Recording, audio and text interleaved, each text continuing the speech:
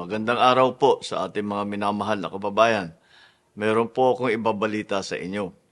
Simula Martes, Abril na ang 14, may malaking rollback sa presyo ng langis. Mahigit 20 piso ang ibababa sa diesel. Ang gasolina naman may bawas na 4 pesos 43 centavos kada litro.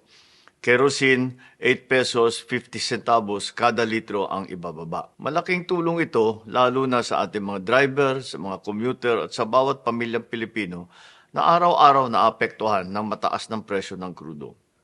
Hindi pa ito sapat, kaya tuloy-tuloy naman ang ginagawa ng inyong pamahalaan para maibsan ang epekto nito sa inyong pang-araw-araw na buhay.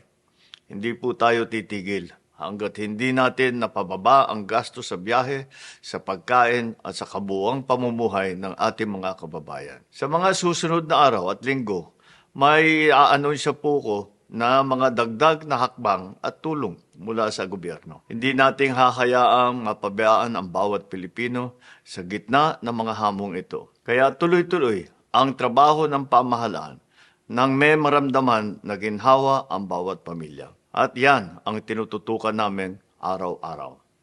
Maraming salamat po.